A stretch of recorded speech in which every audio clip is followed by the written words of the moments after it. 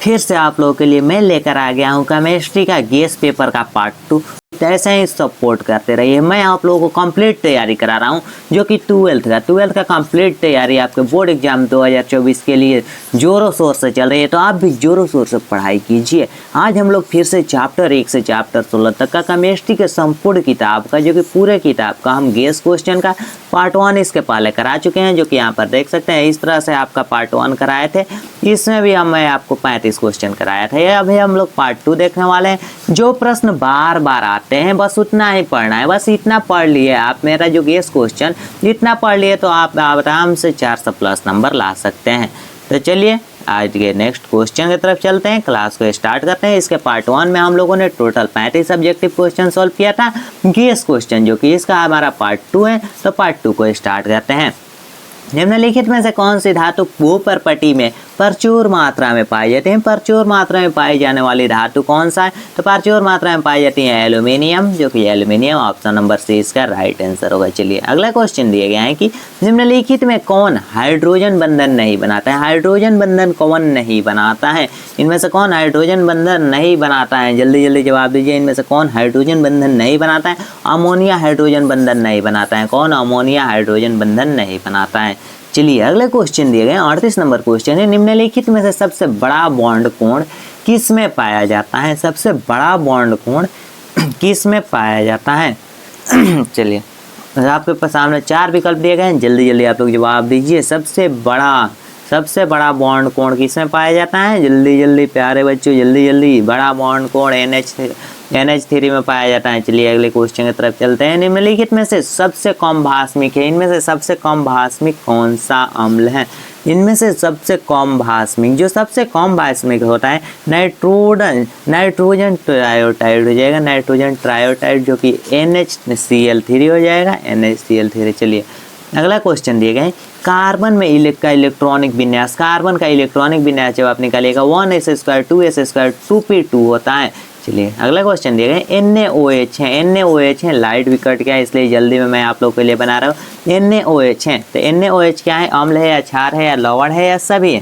तो NaOH एक क्षार होता है, NaOH। चलिए अगला क्वेश्चन दिया गया उत्कृष्ट गैस की मुख्य स्रोत है। उत्कृष्ट गैस का मुख्य स्रोत क्या होता है? मेन स्रोत क्या होता है? तो वायुमंडल उत्कृष्ट गैस का मुख्य स्रोत होता है। चलिए H3PO5 सॉरी H3PO3 है, एक H3PO3 है, एक यह क्या है? तो एक भास्मिक है या द्विभास्मिक है या त्रिभास्मिक है? तो द्विभास्मिक है। पहले इसके पहले वाला भी जो आपको मॉडल सेट करा रहे थे उसमें भी कराए थे, और गेस क्वेश्चन अभी करा रहे हैं, इसमें भी एक क्वेश्चन है, तो काफ़ी इंपॉर्टेंट क्वेश्चन है। चलिए अगला क्वेश्चन दिया गया है कि LiCl NaCl KCl विलयन को अनंत तन्यता पर समतुल्य सूचकांक का क्रम में सजाना है। इसको सही क्रम में सजा देना है। तो इसको सही क्रम में जब सजाइएगा तो इसका सही क्रम हो जाएगा पहले KCl ग्रेटर देन NaCl, फिर आपका आ जाएगा LiCl। चलिए अगले क्वेश्चन दिए गए हैं कि किसी अणु का द्विध्रुव गुण शून्य होता है। किस अणु का द्विध्रुव गुण शून्य होता है? तो किस अणु का द्विध्रुव गुण शून्य होता है मतलब 0 होता है। तो किसका द्विध्रुव गुण 0 होता है? तो BF3 का द्विध्रुव गुण 0 होता है। चलिए अगला 46 नंबर क्वेश्चन दिए गए हैं कि ओलियम का सूत्र क्या होता है? ओलियम का सूत्र क्या होता है? तो ओलियम का सूत्र होता है H2S2O7। H2S2O7 ओलियम का सूत्र होता है। चलिए काफ़ी इंपॉर्टेंट क्वेश्चन साधारण नमक का सूत्र होता है, कई बार पूछा गया है और हर साल पूछा जाता है। साधारण नमक का रासायनिक सूत्र NaCl होता है। चलिए अगला क्वेश्चन देखते हैं। अगला क्वेश्चन दिया गया है सोडियम आवर्त सारणी के किस ग्रुप का सदस्य है? सोडियम जो है, सोडियम आवर्त सारणी के किस ग्रुप का सदस्य है? Group 1, group 2, group 4। आपके सामने 3 ऑप्शन दिए गए हैं, ग्रुप 1, ग्रुप 2, ग्रुप 4। जल्दी जल्दी जवाब दीजिए। सोडियम आवर्त सारणी के किस ग्रुप का तत्व है? किस ग्रुप का? ग्रुप 1 में आपका आता है सोडियम, जो कि ग्रुप 1 का तत्व है। चलिए अगला क्वेश्चन दिए गए हैं कि PCl5 है एक। PCl5 क्या है? PCl5 जो है यह क्या है? तो यह एक ऑक्सीकारक होता है। PCl5 एक प्रकार का ऑक्सीकारक है। चलिए हीरे में कार्बन का संकड़र है, हीरा में कार्बन का संकड़र क्या होता है? तो हीरा में कार्बन का संकड़र जब भी पूछा जाए तो हीरा में कार्बन का संकड़र sp3 होता है। क्या होता है? तो sp3 हीरा में कार्बन का संकड़र होता है। चलिए अगले क्वेश्चन दिए गए, निम्नलिखित में कौन पी ब्लॉक का तत्व नहीं है? पी ब्लॉक का तत्व इनमें से कौन नहीं है? इतना सारा ऑप्शन है, पी ब्लॉक का तत्व कौन नहीं है? तो मैग्नीशियम पी ब्लॉक का तत्व नहीं होता है। कौन? मैग्नीशियम पी ब्लॉक का तत्व नहीं है। 52 नंबर क्वेश्चन दिए गए हैं कि उजला और पीला फास्फोरस में, उजला और पीला फास्फोरस क्या होता है? उजला और पीला फास्फोरस जब भी दिया जाए तो ये दोनों एक दूसरे के अपरूप होता है। उजला और पीला फास्फोरस अपरूप होता है। चलिए अगले क्वेश्चन दिए गए, वर्ग 16 के तत्व कहलाते हैं। वर्ग 16 के तत्व को हम लोग क्या कहते हैं, किस नाम से जानते हैं?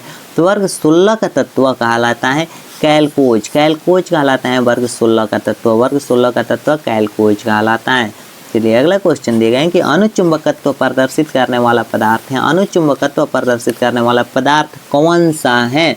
तो अनुचुंबकत्व प्रदर्शित करने के लिए पूछ दिया तो O2 हो जाएगा, ऑक्सीजन आपका। चलिए अगला क्वेश्चन दिए गए हैं कि आवर्त सारणी के द्वितीय आवर्त में तत्वों की संख्या होती है। आवर्त सारणी के द्वितीय आवर्त में तत्वों की संख्या कितनी होती है? 2, 8, 18, 32। तो कितने होते हैं? जल्दी जल्दी जवाब दीजिए। 8 होती हैं। कितने? तो 8 होती हैं। टोटल संख्या 8 होती हैं। चलिए अगला क्वेश्चन दिए गए हैं कि निम्नलिखित में से कौन धातु अम्ल से अभिक्रिया कर हाइड्रोजन गैस मुक्त करता है? अम्ल से अभिक्रिया करता है, उसके बाद से हाइड्रोजन गैस मुक्त कर देता है। तो जो आपका Cu है, कॉपर है, आपका हाइड्रोजन गैस मुक्त कर देता है अम्ल से अभिक्रिया करके।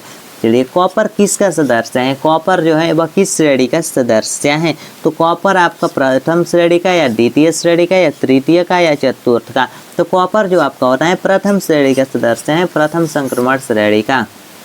चलिए अगला क्वेश्चन दिए गए हैं कि निम्नलिखित में से कौन एक प्रथम संक्रमण श्रेणी है? तो कौन प्रथम संक्रमण श्रेणी में तत्व नहीं है? हमें बताना है नहीं, कौन नहीं है? क्वेश्चन को ध्यान से देखिए, क्वेश्चन में दिया गया है कौन नहीं है, तो मैग्नीशियम प्रथम श्रेणी के तत्व का नहीं है। चलिए अगले क्वेश्चन दिए गए हैं कि कौन सी धातु नाइट्रेट की उत्कीर्ण विघटन होने के रंगहीन गैस मुक्त करती है? मतलब विघटन होने के बाद रंगहीन गैस मुक्त करती है। तो BaNO3 होता है जो कि रंगहीन गैस मुक्त करता है।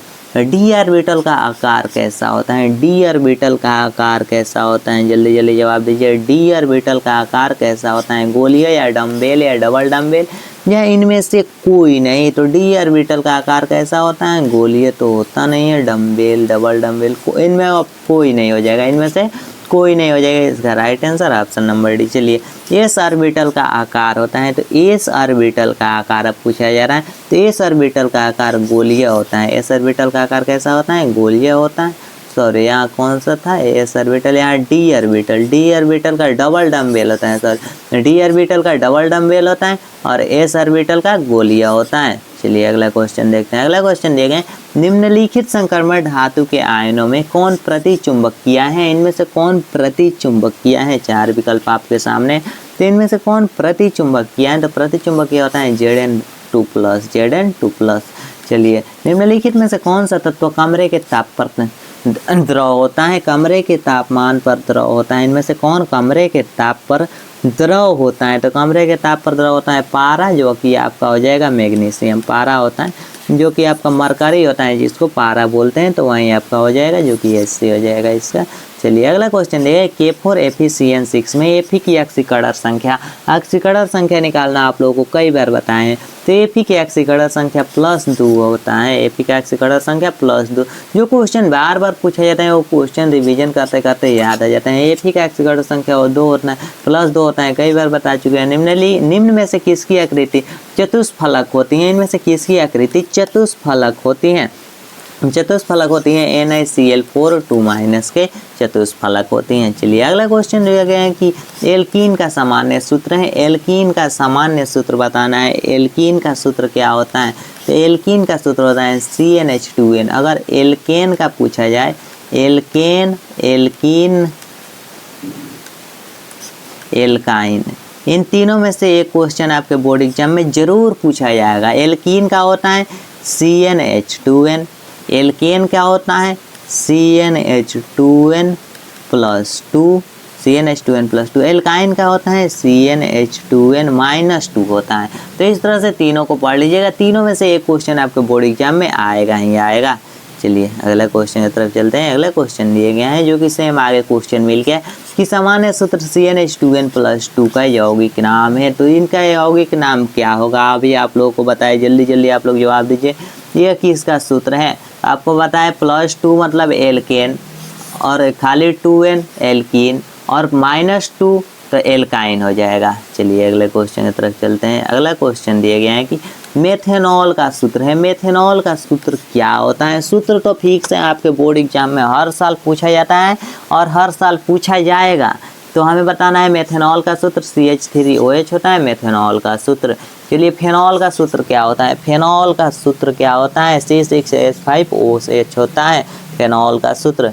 चलिए अगला क्वेश्चन दिया गया है IUPAC नाम CH3O2 और OC2H5 का IUPAC नाम क्या होता है? इसका IUPAC नाम जब आप निकालिएगा तो इसका IUPAC नाम मेथॉक्सीमीथेन CH3OH2 CH3OC2H5, इसका IUPAC नाम थेरॉक्सीमीथेन कोई नहीं होगा। इनमें से ऑप्शन नहीं है कोई भी, इनमें से ऑप्शन से मिलाइएगा तो कोई नहीं होगा।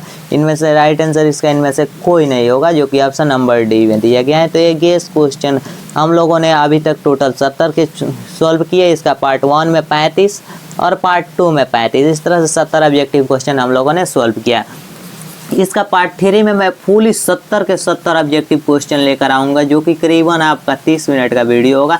30 मिनट में हम लोग 70 के 70 ऑब्जेक्टिव क्वेश्चन देखेंगे। ये आपका जो गेस क्वेश्चन चल रहा है, ये गेस क्वेश्चन टोटल आपका जो है 150 क्वेश्चन है गेस क्वेश्चन का, जो कि 70 तक अभी तक करा चुके हैं और इसमें 80 क्वेश्चन बचा है। तो 80 क्वेश्चन को हम लोग एक बार में ही कवर कर लेंगे। टोटल 150 क्वेश्चन है।